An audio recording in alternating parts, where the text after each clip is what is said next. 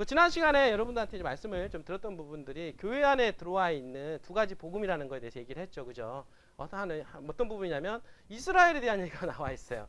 이스라엘에 대한 얘기. 그래서 조금 더 첨구를 해서 좀 더 말씀을 드리려고 하는데, 근데 이게 되게 중요한 부분이에요. 따지고 보면. 그러니까 이게 되게 중요한 이유가 뭐냐면, 여러분들은 어떤 관점으로 바라보느냐에 따라서 여러분들의 모든 생활 패턴이 다 바뀐다라고 하는 이 놀라운 사실이죠. 이 부분들이. 그러니까 근데 이 교회 안에 이게 두 개가 들어와 있다라고 하는 거예요. 이분들이. 그래서 어떤 부분이냐면 이스라엘에 대한 얘기입니다. 이스라엘에 대한 얘기. 그 이스라엘에 대한 얘기인데, 우리가 대부분 이스라엘에 얘기하면은 구약 성경에서 보면 주인공이죠. 그죠?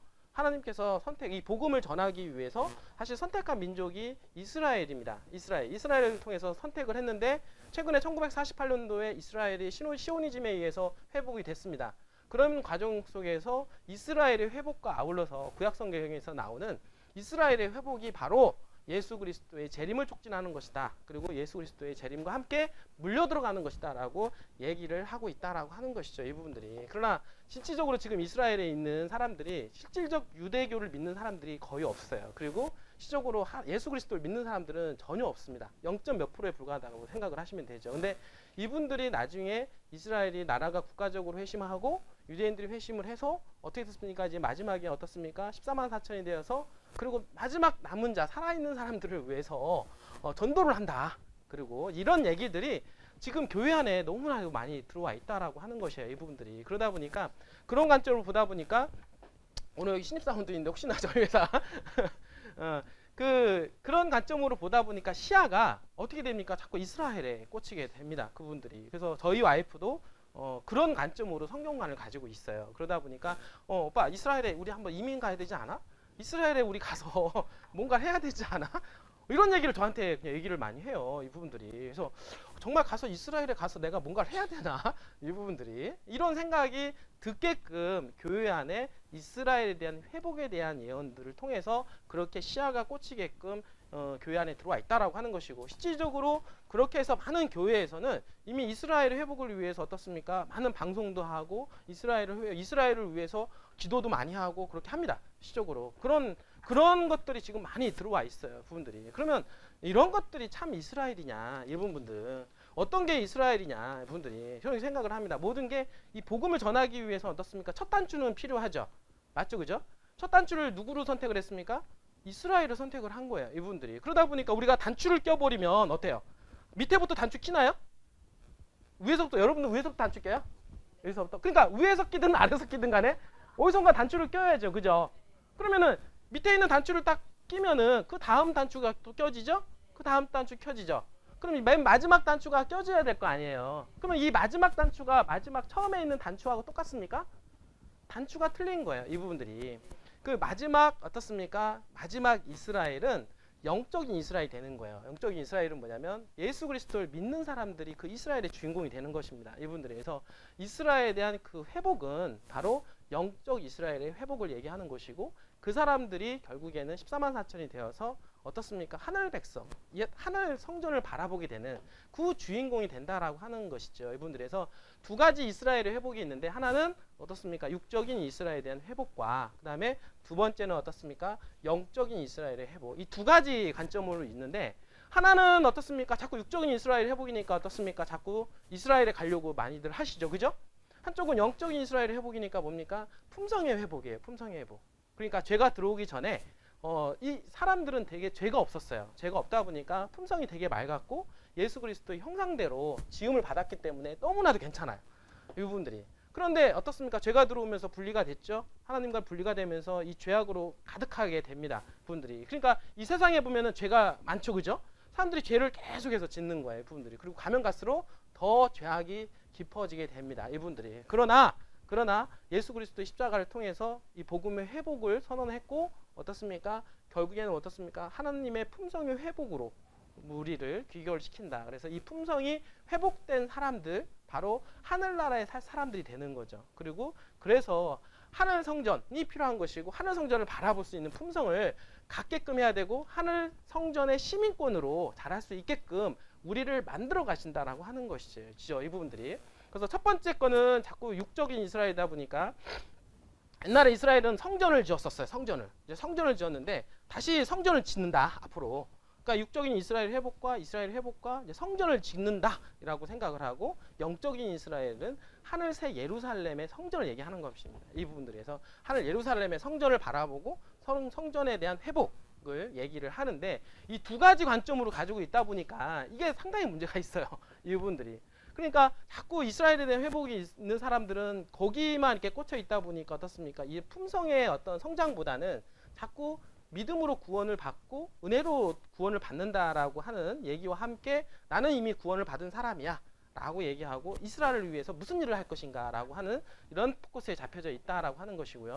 또 한쪽은 뭐냐면, 예수님만 믿기만 하면 구원받는 게 아니잖아요, 이분들이. 그러니까 믿음을 지키는 게 더 중요한 거예요, 이분들이. 믿음을 지키고 어떻습니까? 거룩한 품성이 나오게끔 해야만이 하늘 성전에 할 수 있는 시민권이 된다라고 하는 것이죠, 이분들이. 그러니까 결국에는 이 품성을 계속해서 예수 그리스도의 십자가를 보면서 품성을 계속해서 예수님처럼 닮아가는 사람, 이 되기 위해서 신앙을 고백하고 신앙이 자라나는 것이죠, 이 부분들이. 그러니까 이 두 개 중에 하나가 들어와 있는데, 과연 여러분들은 어떤 선택을 할 것인가, 이 부분들이. 과연 어떤 이스라엘이 참 이스라엘이 될 것인가에 대한 부분들, 여러분들 한번 고민을 해봐야 된다라고 생각을 합니다. 이 부분들은. 여러분들은 과연 어떤 이스라엘입니까?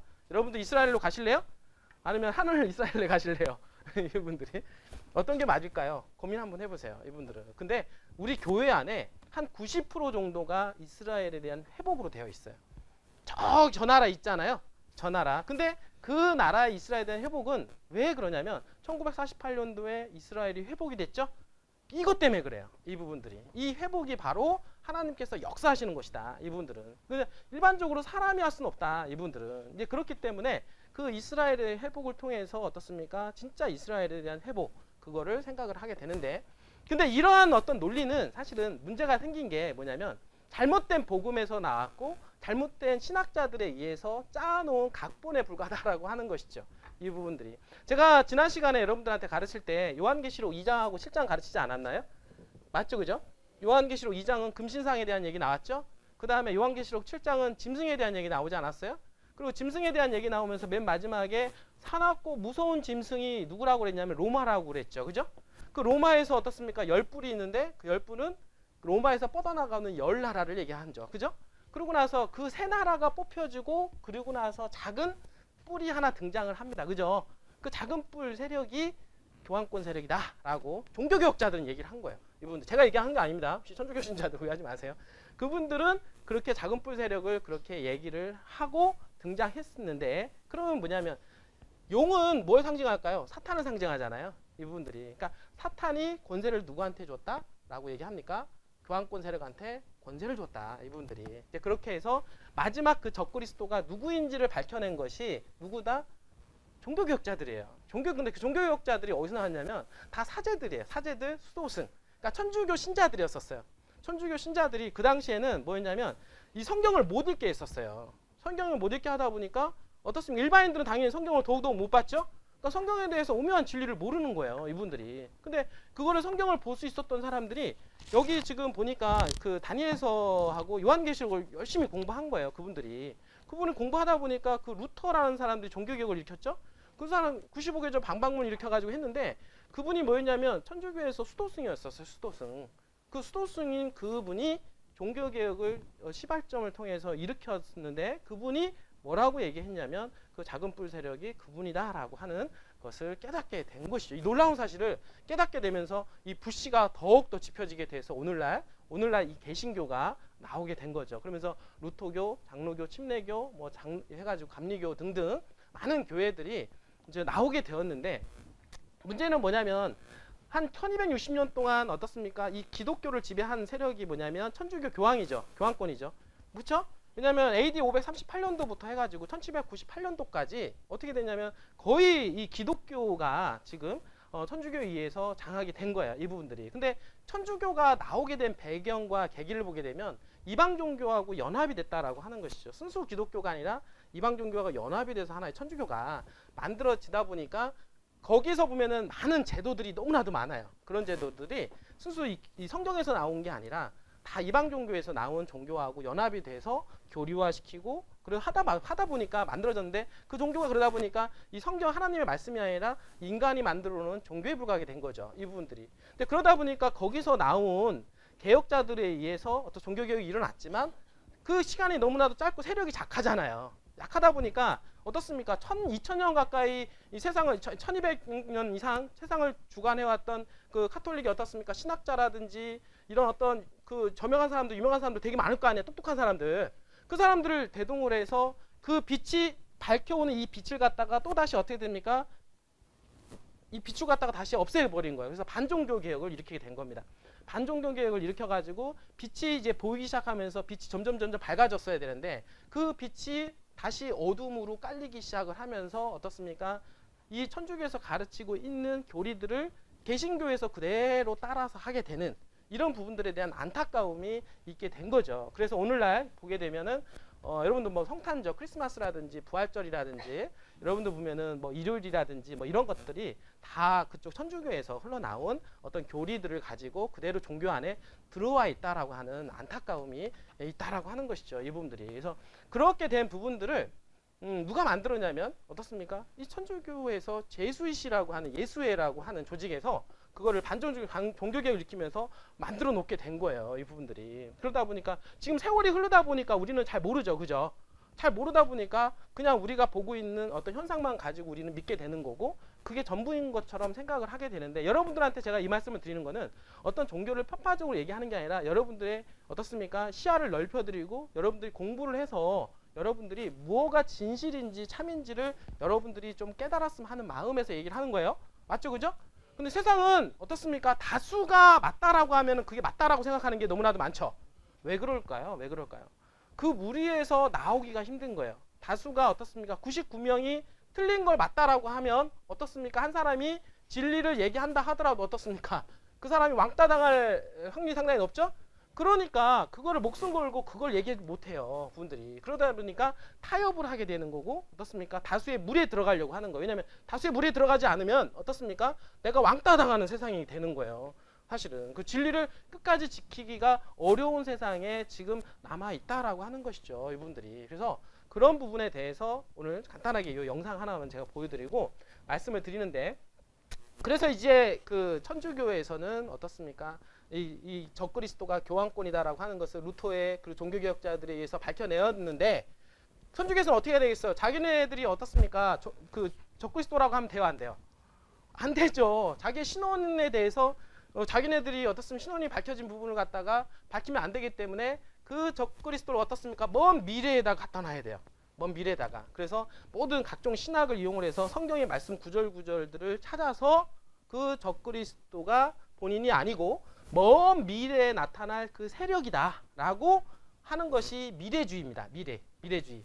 리베라라고 하는 신학자에 의해서 시작이 됐는데 그래서 그 1800년대 이전만 하더라도 복음은 하나였었어요. 근데 1800년대 이상 넘어가면서부터 이 복음이 막 그런 어떤 복음에 의해서 막 섞여지고 오류화가 되면서 많은 사람들이 세상을 이상하게 바라보게 되는 오늘날에 이르게 되었다라고 하는 것이죠. 그래서 이 리베라라고 하는 이 미래주의 학자에 의해서 이 적그리스도인 교황권을 먼 미래에다가 갖다 놓게 된 겁니다. 그렇다고 해서 여러분 혹시 천주교 다니시는 분들 이분들 우리 그러면 여기 적그리스도 다니시는 그게 아니에요. 그분들은 뭐냐면 순수하게 다니시는 교인들인 겁니다. 적그리스도에 대한 시스템이 문제라고 하는 것이지 교회 다니시는 분 성도님들이 문제가 있다라고 하는 것은 아니에요. 이분들이 알겠어요?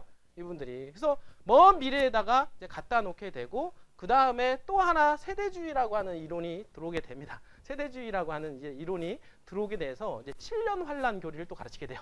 성경에 나오지도 않은 교리를 인간이 만들어서 어떻습니까? 학설을 만들어 가지고 미래주의와 짬뽕을 시켜 버리게 되죠. 그래서 7년 환란 교리는 뭐냐면 예수님께서 재림하기 전에 7년 전에 어떻습니까? 많은 사람들을 어떻게 한다? 불러 올린다. 그 뭐라고 그래? 우리가 휴거라는 얘기 들어보셨어요? 그래서 거기서부터 이제 휴거설이 많이 나오는 거예요, 분들이. 휴거설이 뭐냐면 의인들을 어떻습니까? 어느 날 갑자기 하늘나라로 불러들인다라고 하는 것이에요, 이분들이. 그래서 7년 전에 불러들이고 어떻습니까? 예수님께서 재림을 할 때 불러들인 그 성도들하고 같이 내려온다. 지상에 내려와서 유대인을 중심으로 해서 어떻습니까? 천년을 지구에서 새하늘과 새 땅이 열리고 지구에서 이제는 유대인을 중심으로 해서 세상이 펼쳐진다라고 하는 게 그 세대주의 이론이다라고 하는 것이죠. 이 부분들이. 그래서 이 세대주의 이론하고 그 미래주의 그 이론이 이 교회 안에 들어오게 된 거예요. 근데 그게 우리나라에는 어떻습니까? 우리가 기독교회를 받아들인 게 1900년대 초반 아닙니까? 그죠? 그러니까 1900년도 초반에 그 미래주의와 세대주의가 미국에서는 이미 더 왕성하게 활동을 하고 있었어요. 근데 그 미래주의와 세대주의가 우리나라에 어떻습니까? 닻을 놓게 된 거예요.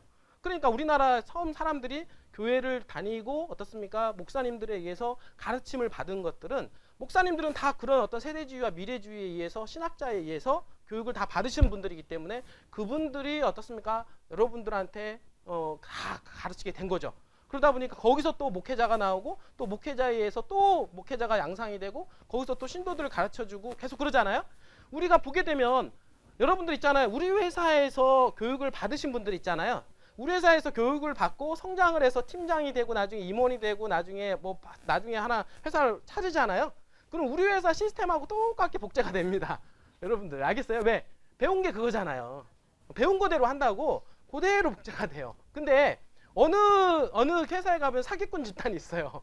맨날 사기만 배우는 데가 있거든요. 근데 거기서 사기 쳐가지고 돈을 벌었으니까 번 게 있잖아요. 근데 거기서 어떻습니까? 밑에서 또 자라나온 직원들은 거기서 또 그걸 또 어떻습니까? 자기가 사장이 되고 해가지고 또 똑같은 시스템으로 누군가한테 또 가르치는 거예요. 왜? 그렇게 해서 돈을 벌어봤기 때문에 이분들이. 그러나 우리나라에도 그게 잘못된 교리가 우리나라에 들어오면서 그 교리들이 우리나라의 시작점이 되다 보니까 우리나라의 90% 이상을 장악을 하게 된 거죠. 이분들이. 안타까운 거는 그분들이. 그러면 진짜 복음이 무엇이냐, 이분들이. 진짜 복음이 무엇이냐에 대한 이 부분들은 온데간데 없어지고 잘못된 교리들이 오늘날 교회 안에 너무나도 많이 들어와 있고 그 교리들이 맞다라고 생각하는 사람들이 너무나도 많고요. 여기 계신 분들 중에서 혹시나 성경에서 조금 더 깊숙하게 들어가신 분들은 그게 맞다라고 생각할 거예요. 오늘 제가 얘기하는 부분에 대해서 논란의 여지가 있을 수 있다. 사장님은 뭐예요? 분열자다라고 하시는 분이 있어요. 사장님은 분열자야. 사장님은 왜? 머리 아프게 하는 사람이니까. 이분들이 맞잖아요. 왜 가만히 있는 사람 흔들어가지고 왜 깨게 만드냐. 사장님은 왜 충동질을 하시냐. 이렇게 할 수는 있겠지만 여러분들한테 그거를 충동을 하고자 하는 게 아니라 여러분들한테 올바른 말씀을 전하려고 하는 겁니다. 여러분들이. 그래서 여러분들이 깨달아 보시고 아직 여기 보시니까 아직 그 하나님 말씀을 전달을 못 들으신 분들 많아요. 이분들이. 이제 그런 분들은 우리 회사를 통해서 조금씩 한번 시작을 걸어 보신다라고 하면 정말로 좋은 계기가 될 거라고 생각을 합니다. 그래서 제가 여기 말씀을 제가 준비했는데 한번 좀 보자고요. 여러분들. 자, 봅시다. 저 이거 상당히 많이 했어요. 보자고요. 여러분들. 어차피 뭐 재밌잖아요. 여러분들. 맨날 어떻게 일만 합니까? 여러분들. 맞잖아요. 그렇죠? 이제 이스라엘이죠. 이스라엘 국기죠? 자, 볼까요? 자, 성경은 이스라엘의 회복과 비밀 휴거를 말하지 않는다. 이게 주제예요. 이분들이. 근데 성경은 비밀 휴거를 얘기하고 있다라고 지금 가르치고 있다라고 하는 게 문제죠. 분들이. 자, 볼게요. 여러분들. 자, 이번에 그 영상을 하나 볼게요. 휴거에 대한 영상입니다.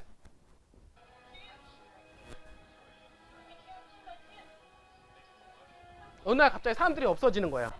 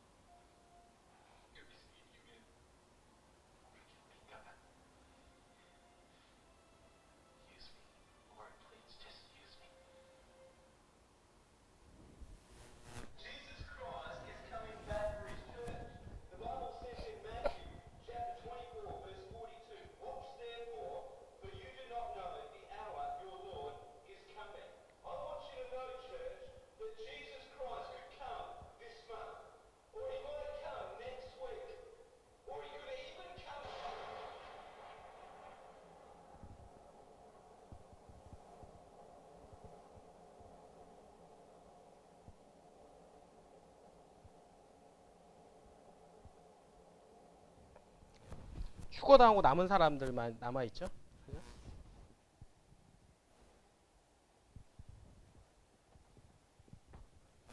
끝나. 다시 이제 끝났는데요. 지금 이게 영상을 이게 보니까 갑자기 어느 날 사라지죠. 그죠? 그게 휴거예요, 휴거. 그래서 이게 휴거라고 하는 이 종말론 때문에 많은 이단들이 어떻습니까? 날짜를 정하고 언제 휴거가 날 것이다라고 하는 이런 어떤 종말론적 이단론들이 지금 많이 세상에 나와 있는데, 사실 이거 예수님께서 재림하는 거는 그 날짜와 시기에 대해서는 그 아무도 모른다고 얘기하십니다. 맞죠, 그죠?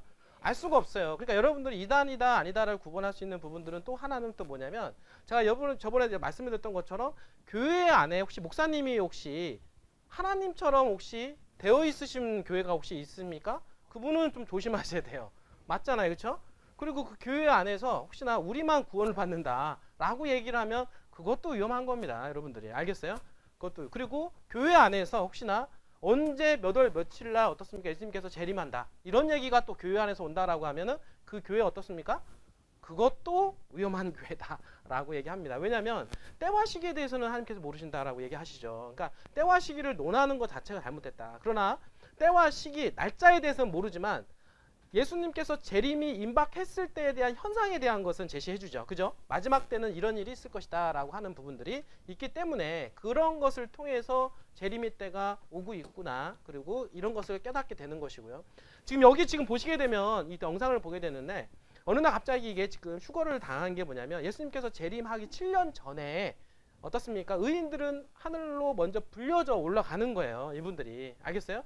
여러분들 어느 날 갑자기 그러고 나서 이게 휴거를 당하고 나서 7년 후에 예수님께서 재림을 하게 됩니다. 이게 바로 7년 환란, 그리고 어떻습니까? 세대주의 교리인 거예요, 이 부분들이. 그리고 아까 얘기했던 대로 3년 반이 지나가지고 적그리스도가 나타나게 되는데, 그 적그리스도가 어떻습니까? 로마 교황권이 아니라 새로운 정치적인 지도자가 나타날 것이다 라고 하는 것을 말함으로 해서 미래주의와 세대주의가 이 교회 안에 들어와 있다라고 하는 것이죠. 그래서 이러한 어떤 세대주의를 어떻습니까? 이거를 갖다가 바탕을 해주기 위해서 여러 가지 많은 것을 꾸며내기 시작합니다. 그래서 새로운 성전을 또 다시 만들어야 된다라고 얘기를 해서, 지금 현재 가보면 이스라엘에 예전에 그 성전 있잖아요. 이스라엘에 가보면은 성전이 있어요. 옛날에 유대인들은 성전에 가가지고 자기가 죄를 범하게 되면 성전에 가서 뭘 했습니까? 양을 잡아가지고 거기서 안수한 다음에 거기서 어떻습니까? 번제를 드렸죠. 번제를 드렸던 그게 성전이라고 하는 곳이에요. 근데 그 성전이 어떻습니까? 예전에는 그 성막 제도가 있었는데, 그게 나중에 어떻습니까? 솔로몬 때 성전을 지었죠. 솔로몬 때 성전을 짓고 나서 바벨론에 의해서 어떻습니까? 성전이 불사르게 됩니다. 불사르지고 나서 나중에 어떻습니까? 그 바벨론에서 회복이 되면서 수룹바벨에 의해서 성전이 재건이 되게 돼요. 그리고 나서 어떻습니까? 예수님 시대 때 헤롯 대왕에 의해서 그 주변 일대가 증축이 되죠. 그게 바로 이제는 성전이 되는데, 그 성전이 또 AD 70년도에 어떻습니까? 다시 성전이 파괴가 돼요. 이분들이 이제 로마에 의해서 이제 파괴가 됩니다. 그리고 나서는 성전이 지금 없죠. 그리고 나서 AD 120년도에 어떻습니까? 유대 반란에 의해서 이 유대인들이 어떻습니까? 다 쫓겨나게 돼요. 그래서 현재 있던 그 유대인 이스라엘이라는 나라에 유대민족이 살지 못하게끔 어떻습니까? 되어 있어요. 그래서 다 전 세계적으로 이제 뻗어나갔던 그 유대인들이 어떻습니까? 그러고 나서 그 땅을 갖다가 유대가 아니라 이제는 그러니까 팔레스타인으로 이름을 바꿔버리게 됩니다. 그래서 그 나라가 지금 그 지역의 땅을 팔레스타인이라고 얘기를 하죠. 그죠? 이분들이. 그런데 갑자기 1948년도에 어떻습니까? 이스라엘이 회복이 되면서 점점점 이스라엘의 영역을 넓혀가고 있죠. 이것이 바로 이스라엘의 회복이다. 그리고 성경에서는 여러 가지 말씀을 통해서 증거하고 있다. 시적으로 그렇게 되는 것처럼 보이기도 해요, 이분들이. 근데 그 말이 근데 어디서 나왔냐? 사실 여기 오늘 보여드리는 그 미래주의와 세대주의 이론을 뒷받침하기 위해서 성경에서 이 말 저 말을 끄집어내서 그거를 갖다가 신학자들에 의해서 말씀을 만들어 놨다라고 하는 것이죠. 근데 그런 부분들이 안타깝고, 지금 가보면은 이스라엘에 그 성전이 있었던 성전이 파괴됐잖아요. 혹시 그 통곡의 벽이라고 아십니까? 들어보셨나요? 현대 유대인들은 그 통곡의 벽에서 거기서 기도를 많이 하죠. 근데 이스라엘의 그 성전 중에서 외곽벽 서쪽 벽이 있어요. 서쪽 벽이 지금 부서지지 않고 남아 있어요. 그 벽에서 어떻습니까? 유대인들은 그 성전을 대신해서 거기서 기도를 하게 되는 거죠. 한쪽에서는 유대인들이. 그래서 기도를 하게 되는데, 그 성전이 다시 어떻습니까? 회복이 돼야 되는 거예요. 그때 그게 바로 제3성전이고 제3성전이 회복이 돼야 되는데, 그 성전이 있었던 그 지성소 자리에 성전 자리에 지금 뭐가 있냐면 교황이 있는 게 아니라 이슬람 있죠? 이슬람 사원이 들어가 있어요. 황금 돔사원이 그 자리에 딱 자주 옆에 있단 말이에요. 그러니까 그 이슬람 사원이 그게 없어지고 나서 그 자리에다 성전을 지어야 되는데 그렇게 해야 예수님께서 재림을 한다는 거예요. 이 부분들이. 그렇기 때문에 어떻습니까? 그 자리가 그 성전 자리가 어떻습니까? 이슬람 돔 사원이 없어지고 폐허가 돼야 되려면 전쟁이 일어나야 되겠죠? 전쟁이 일어나지 않고서는 그게 없어질 수가 없단 말이에요. 그러니까 전쟁을 빌미로 해서 성전을 파괴시키고 그 자리에다 어떻습니까? 예루살렘 성전을 짓는다. 그게 바로 제3성전이 되는 거예요. 근데 그게 안 되면은 바로 옆에 자리라도 지어야 된다. 이분들이. 옆에 자리라도 지어야만이 예수님께서 재림을 한다라고 얘기를 해서 분들이 지금 모든 세상이 거기에 포커스가 돼가지고 역사적인 시나리오를 써가고 있죠. 지금 현재 이스라엘도 마찬가지로 지금 현재 미국도 마찬가지예요. 미국도 지금 어떻습니까? 많은 개신교가 이미 이러한 복음을 거의 90%를 믿고 있기 때문에 그 시나리오에 의해서 이 세계가 움직여지고 있는 거 참 놀라운 사실인 거예요. 이 부분들이. 그러나 성경은 그렇게 얘기하고 있지 않는데 그렇게 얘기하는 것처럼 사람들은 90% 이상은 그렇게 생각하고 있기 때문에 저처럼 얘기하면 저는 사기꾼이 된다. 이분들이 좀 안타까움이 있는 거죠. 그러나 여러분들 좀 분별을 하라고 제가 말씀을 드리는 거고요. 제가 방금 전에 여기 말씀을 드리면 아까 뭐라고 했냐면 어떻습니까? 여기 예수님께서 재림을 하잖아요. 그렇죠? 재림 전 7년 전을 얘기하는 거예요. 7년 전에 보니까 뭐라고 하냐면 휴거가 일어나게 됩니다. 그러니까 휴거가 일어나기 전에 세상이 좀 혼란스러워야 돼요. 그래 어떻습니까? 아까 황금 돔사원이 어떻게 돼? 파괴가 되죠? 파괴가 되고 그 자리에다가 어떻습니까? 성전을 지을 수 있는 환경이 조성이 돼야 된다라고 하는 것이죠. 한번 볼게요. 대부분의 기독교에서 가르치고 있는 세대주의 가르침은 이스라엘의 성전을 중심으로 일어나는 일들을 가르치고 있는데요. 보시게 되면 기독교에서 말하는 시나리오를 정리하자면 자 세대주의 시나리오에 대해서 지금 정리를 하는 거예요. 잘 들어보세요. 이스라엘 성전 재탈환을 위해 중동은 혼란의 상태가 되는데 이러한 상황에서 의인들이 동시에 갑자기 사라지는 휴거가 있게 되고 휴거되지 못하고 남은 사람들과 세상을 안심시켜줄 지도자가 나타나 이스라엘과 중동을 화해시키고 예루살렘의 성전을 짓도록 7년 평화조약을 맺게 됩니다. 라고 하는데 지금 보게 되면 중동을 보게 되면 혼란스럽죠. 사실 어떻게 보면은 이것처럼 이루어지는 것처럼 막 보여요. 사실은 중동이 혼란스러운 가운데 여기가 지금 7년 전 환란인데 여기가 혼란스러운 가운데 어떻습니까? 성전이 파괴가 되는 거예요. 지금 현재 이스라엘이 황금 돔사원 있죠? 파괴가 되면서 어떻습니까? 이스라엘의 그 성전을 지을 수 있는 여건을 만들어 가게 되는 것이죠. 이 부분들이. 그런 상태에서 의인들은 하늘나라로 어디로 갑니까? 불려가는 거예요. 의인들은. 그러면은 7년 동안 어떻습니까? 한 번에 더 기회가 생겨요. 어떻습니까? 회개할 수 있는 기회가 생기는 겁니다. 여러분들 이 복음 얼마나 좋아요? 아, 내가 어떻습니까? 의인들은 먼저 불려나가고 7년 동안 한 번에 더 기회가 생긴다. 아까 그 교회에서 봤을 때 어떻습니까? 누군가가 한 번만 더 기회를 달라고 얘기하지 않았습니까? 그런데 성경은 그렇게 얘기하지 않아요. 은혜의 시기가 끝나고 나면 없습니다. 은혜의 시기까지만 여러분들이 죄를 회개할 수 있는 시간을 주는 것이지 은혜의 시간이 끝나고 나서 또다시 7년이라고 하는 기간은 줄 수가 없다라고 하는 것이에요. 이분들이. 알겠어요? 그래서 그 은혜의 시기는 우리가 모르기 때문에 항상 오늘 끝날 것처럼 우리가 항상 회개하는 심정으로 여러분들 하루하루를 살아가야 된다라고 하는 것이에요. 그래서 요거 7년 전이 있는데 요거를 또 3년 반을 두게 돼요. 3년을 반을 두게 되고 나서 그 다음에 어떻습니까? 여기가 지금 세상이 이제 혼란스러운 세상을 어떻습니까? 이걸 갖다가 중동을 다시 어떻습니까? 평화를 유지하기 위해서 한 지도자가 나와야 되죠? 그 지도자가 세워지게 되는데 유엔에서 나오게 되는 겁니다. 그러니까 유엔에서 세우게 돼서 그러고 여기다가 성전이 어떻습니까? 이슬람 돔사원이 파괴가 됐으니까 성전을 지어야 되겠죠? 그래서 7년 동안 평화조약을 맺고 3년 반 동안 어떻습니까? 이제는 성전을 건축하게 되는 거예요. 이 부분들이. 그러면은 의인들은 불려나가고 살아있는 사람들이 있을 거란 말이에요. 그렇죠? 의인들이 아닌 사람과 유대인을 중심으로 해서 살아남아서 그 유대인들이 14만 4천이 되어서 이 살아남은 이방인들이 있잖아요. 이 사람들을 다시 회개를 시키고 어떻습니까? 그런 가운데 어떻습니까? 맨 마지막에 예수님께서 재림을 해서 지구에서 1000년 기간의 유대인을 중심으로 해서 세상이 펼쳐진다라고 하는 것이 그런 얘기고요. 중간에 어떻습니까? 3년 반이 지나서 갑자기 여기 있던 이 지도자가 나는 어떻습니까? 나는 적그리스도다 이렇게 하면서 등장하는 게 미래주의가 되는 겁니다. 이분들이. 그래서 미래주의가 등장한 적그리스도가 등장하죠. 그러니까 중동이 또다시 혼란스럽게 돼요. 그러면서 어떻습니까? 그 다음에 이제 이루어지는 게 중국과 그 다음에 어떻습니까? 유럽과 그 다음에 중동과 그 다음에 미국이 연합을 해서 이제는 세계 전쟁이 벌어지게 되는데 마지막 예수님께서 재림하기 바로 전에 뭐가 이루어집니까? 아마겟돈 전쟁이 이루어지게 되는 거예요. 그래서 여러분들 아마겟돈 전쟁이라고 영화 많이 보셨나요? 가끔 나오죠? 이게 다 세대주의 이론을 바탕으로 해서 만들어진 그거라고 보시면 돼요. 아까 방금 전에 봤던 영화에는 그 레프트 비하인드라고 휴거전이에요. 그러니까 그거에 대한 영화를 이 세대주의를 근간으로 해서 만들어진 영화고요. 그 다음에 아마겟돈 전쟁은 마지막에 이루어질 예수님께서 재림하기 바로 직전에 이루어질 그 아마겟돈 전쟁, 그거는 어떻습니까? 핵전쟁이죠. 그 핵전쟁을 통해서 그리고 나서 지구가 황폐해진 이 지구를 어떻습니까? 구하기 위해서 예수님께서 재림을 한 다음에 새하늘과 새 땅을 열게 되는 게 바로 어떻습니까? 이 세대주의에 대한 교리다라고 보시면 되고, 그러니까 그 7년 동안 다시 회개할 수 있는 시간을 주기 때문에 여러분도 어떻습니까? 되게 편한 복음이죠.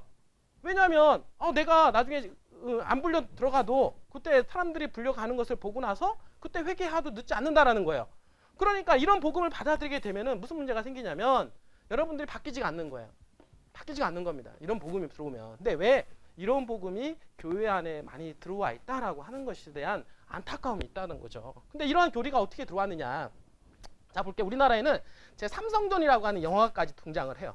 김동철 영화 감독이 있는데 그 김동철 영화 감독이 이 삼성전이라고 하는 영화를 만들었어요. 왜 만들었냐면 이 세대주의의 이론을 바탕으로 해서 어떻습니까? 영화를 하나 만든 거예요. 아까 그랬잖아요.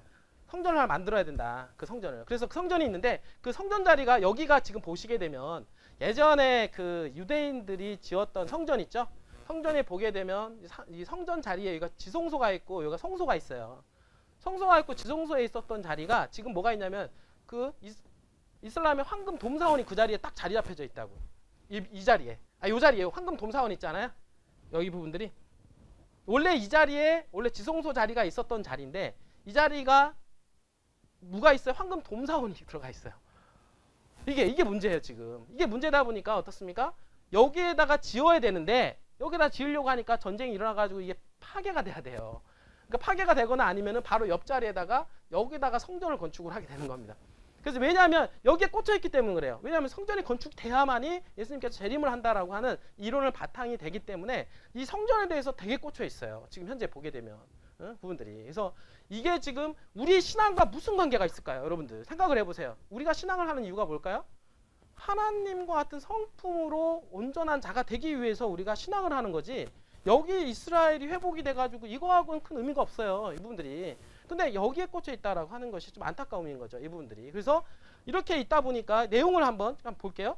자, 세계적인 지도자의 도움으로 이스라엘에 하나님께 제사를 드리게 되고, 제사가 필요합니까 이제는? 지금은요, 신약은 어떻습니까? 지금은 제사가 필요 없는 거. 왜냐하면 예수 그리스도가 십자가에서 못을 박혀 돌아가셨잖아요. 이게 바로 제사로 끝나는 거예요. 이게 한 방에 끝나버린 거예요. 더 이상은 제사가 필요 없는 세상이 됐는데, 이 제사가 필요 없는 세상을 또다시 제사를 짓게끔 성전을 다시 만들려고 하니 얼마나 참담한 일 아닙니까? 이분들이. 이렇게 되면 안 되는 거예요. 성경에서는 다시 제사를 드릴 수 있는 성전이 건축이 된다는 얘기가 없어요. 이분들이. 그런데 그거를 세대주의를 시나리오를 바탕으로 해서 만들기 위해서 하나의 어떤 거짓 교리를 만들게 되었다라고 하는 것이죠. 볼게요, 한번 이어서. 자, 세계적인 지도자의 도움으로 이스라엘에서 하나님께서 제사를 드리게 되고 3년 반 동안 전쟁과 재난, 기아가 없는 평화를 살게 되지만 평화의 3년 반이 지나가면서 그 지도자가 어떻습니까? 자기를 이제는 하나님이다 라고 하는 거예요. 자기가. 이거 참담한 일이죠. 그죠? 자기를 하나님이라고 하면서 독재자가 되어 이스라엘을 배반하고 제사를 금지하며 자신의 말에 따르는 사람에게는 물건을 사고 팔 수 있는 666표를 주고 반대하는 사람들 며칠은 죽게 한다라고 하는 거예요. 여러분들 보면 짐승의 표 여기 나오죠? 성경에 나온 짐승의 표가 있는데 그 짐승에 대한 정체를 정확하게 모르기 때문에 여러분들 여기다가 여기 꼽는 뭐예요? 베리칩. 베리칩을 꼽지 않으면 매매를 할 수 없다. 그냥 그럴듯해요. 예전에는 바코드였거든요. 그 전에 또 바뀌었었어요. 진리는 바뀌는 게 아니에요. 진리는 시대에 따라 바뀌는 게 진리가 아니라, 진리는 분명히 있는데 사람들이 구미에 따라서 바뀌어지는 게 성경적 진리죠. 그래서 어떻습니까? 이 666표를 주고 그 표를 받지 않으면 매매를 못하게끔 한다. 이분들이. 이제 이런 안타까움이 있는 거예요. 이분들이. 그러니까 독재자의 모습을 어떻습니까? 여기서는 적그리스도다. 이게 바로 그때 등장하는 독재자, 그때 등장하는 적그리스도, 이게 바로 미래주의, 먼 미래에 나타날 그 세력이라고 얘기를 하는 것이죠. 그러니까 어떻게 보면 적그리스도를 감추기 위해서 만들어놓은 신학적 교리라고 생각을 하시면 되는 겁니다. 제가 예루살렘에 앉아서 하나님 행세를 하며 정치, 종교, 경제 목적을 달성하지만 이에 자극을 받은 다른 나라들이 연합하여 아마겟돈 전쟁, 바로 그 아마겟돈 전쟁이 핵전쟁이라고 하는데 방금 전에 얘기했죠? 예수님이 재림하기 전에 전쟁이 일어나는 거. 그리고 이런 중에 유대인들이 회심하여 그리스도께 들어가고 요한계시록에 나온 14만 4천이 등장하여 세상의 남은 자들에게 복음을 전한다. 그리고 전쟁으로 망한 이 세상을 그리스도께서 재림하셔서 모든 전쟁을 끝내고 이 땅을 아름답게 복원하여 살아남은 이스라엘 유대인의 3분의 1과 핵전쟁에서 운 좋게 살아남은 이들이 주인공이 되어서 어떻습니까? 천년왕국을 세우게 된다 라고 하는 게 오늘날 많은 교회에서 이거를 거의 90% 가르치고 있다고 하는 거예요. 놀라운 일이죠, 이분들이. 그러면 이런 교리가 어떻게 나왔을까? 방금 전에 제가 여기 얘기했던 대로 예수님께서 지상이 재림하기 7년 전에 무슨 일이 있습니까? 휴거를 한다 그랬죠? 휴거를 해요. 또 지도자가 나타나고 어떻습니까? 황금 돔사원이 파괴가 되고 그 돔사원에 파괴된 그 자리에 어떻습니까? 성전이 건축이 되죠? 예루살렘 성전이 건축이 되는 겁니다. 성전이 건축하는 가오중에서 3년 반이 지나고 나서 그 적그리스도라고 하는 그 어떻습니까? 지도자가 적그리스도다. 내가 적그리스도다. 내가 하나님이다. 이렇게 등장을 하게 되면서 어떻습니까? 666표 강조하고 그 다음에 어떻습니까? 핍박을 주고 그러면서 유대인들이 어떻습니까? 회심을 해서 14만 4천이 되어서 살아남은 여기서 다 불려나갔고 살아남은 사람들 있잖아요. 그죠? 살아남은 사람들을 회개하고 회심해서 마지막에 예수 그리스도의 재림과 함께 어떻습니까? 같이 지상에서 천년 왕국을 세운다라고 하는 것이 세대주의의 가르침인데 절대 이렇지 않다라고 하는 것이죠. 왜 그러냐면 은혜의 시기는 한 번으로 끝나는 겁니다. 절대 두 번의 기회를 주진 않아요. 이분들이. 그러니까 이런 게 없어지고 예수님께서 재림을 할 때 성경에서 뭐라고 가르치냐면 죽은 자들, 죽어 있는 사람들이 어떻게 됐습니까? 부활을 하게 되죠. 그리고 맨 마지막 재림을 함께 하면서 살아남은 자들 있죠. 살아남은 자들은 뭐냐면 그 환란을 통과하고 살아남은 자들은 14만 4천이 돼서 그 14만 4천은 그때 공중에서 하나님을 영접을 하게 되는 거예요. 그리고 나서 하늘로 불러 들어가게 되는 겁니다. 그게 바로 천국인 거죠. 이분들이. 그렇게 성경을 가르치는데 이 세대주의는 어떻습니까? 이 말씀이 잘못 와전이 돼서 가르치고 있다라고 하는 안타까움이 있어요. 이게 어디서부터 근간이 되냐면 여러분들 그 다니엘서에서 보면 9장에 보면은 70주 예언이라고 있어요. 이 70주 예언은요, 나중에 여러분들 70주 예언을 가르칠 때가 있는데 이 70주 예언만 알아도 여러분들이 예수 그리스도를 안 믿으면 정말 안 될 거야 아마. 이것만 여러분들 예언에 대한 성취만 이해한다 하더라도 여러분들은 예수 그리스도가 좀 메시아라고 하는 것을 깨닫지 못하면 바보입니다. 사실은. 정말 저는 이 70주 예언을 예우고 나서 정말 놀라운 사실을 알게 됐어요. 왜냐하면 이거는 어떻게 되냐면 예수 그리스도의 탄생한 날짜와 예수 그리스도의 죽음의 날짜와 그리고 예수 그리스도가 십자가에 못 박혀 돌아가시는 날짜 있잖아요. 그런 것까지 정확하게 예측을 하는 거예요. 이 부분들이. 그런데 이 중에서 70주 예언 중에서 여러분들 이거 다 설명하자 그러면 1시간 넘게 걸리니까 그 중에서 어떻습니까? 맨 마지막 70주 예언에서 한 주, 이 한 주를 딱 떼어놔가지고 먼 미래에다 갖다 놓은 거예요. 그래서 한 주를 갖다가 7이라고 하죠. 그죠? 7일을 어떻습니까? 7년을 얘기하잖아요. 그 7년을 갖다가 3년 반으로 나눠서 7년 환란 교리가 나오게 된 거예요. 그러나 안타깝게도 여기서 말하는 그는 적그리스도가 아니라 여기는 뭡니까? 이거는 예수 그리스도를 상징하게 되는 겁니다. 왜 그러냐면 여기 위에서부터 예수 그리스도에 대한 얘기 나오는데 갑자기 그를 갖다 적그리스도로 바꿔놔버려요. 세대주의는. 이 문맥상 적그리스도가 될 수도 없고 예수 그리스도가 어떻게 됩니까? 남은 1년 동안 침례 봉사를 받고 그 다음에 어떻습니까? 한 일해 동안의 언약을 굳게 세우고 나서 일의 절반의 제사와 예물을 금지한다. 얘기는 뭐냐면 예수 그리스도 십자가 자체가 이제 더 이상은 예물이 필요하고 어떻습니까? 제사가 필요 없게 된 거예요. 이분들이. 그런데 이거 갖다가 어떻습니까? 아까 얘기했던 대로 적그리스도가 등장을 해서 어떻습니까? 아까 예물하고 금지하고 다 못하게 한다고 그랬잖아요. 그거를 갖다 적용을 시키는 어떤 오류를 범하게 됐다라고 하는 안타까움이 있는 거예요. 그래서 여러분들 나중에 이 70주 예언을 올바르게 이해하면은 이 성경에 대한 부분들을 올바르게 이해할 수가 있다라고 하는 것이죠. 이분들이. 그래서 세대주의는 어떻게 시작됐는지 볼까요? 보면 아까 보면 프란시스 리베라하고 로버트 벨라민이라고 하는 신학자에 의해서 시작이 됐는데 종교개혁으로 인해서 교황권이 적그리스도임이 공개되자 적그리스도의 정체를 미래의 어떤 것으로 해석해 개신교의 공격을 교란할 목적으로 미래주의, 세대주의가 나오게 됩니다. 아까 했잖아요. 미래주의가 어떻습니까? 교황권이 먼 미래에 나온다. 그 교황권은 어떻습니까? 적그리스도라고 했는데 그 적그리스도가 먼 미래에 나올 등장, 새로운 등장, 그렇게 만들기 위해서 이러한 어떤 교리를 만들게 된 거예요. 자, 이렇게 만들어진 이 세대주의, 미래주의는 1800년대, 그러니까 1800년대 이전에는 이런 교리가 없었어요. 이런 교리가. 그러니까 단순했었는데 이 교리가 단순했었는데 1800년도에 이후에 들어온 이 교리로 인해서 우리나라에 들어와서 우리나라 사람들이 이 교리를 다 믿고 있다라고 하는 안타까움이 있는 거죠. 보면은 자, 1800년 영국에서 시작되었고 미국으로 전파가 된 겁니다. 그래서 법률가이자 성서학자인 사무엘 미틀란드는 1826년 종교개혁에 대해 공격하며 미래에 출현할 한 사람이 적그리스도라는 리베라의 사상을 옹호하는 책을 출판하게 됩니다.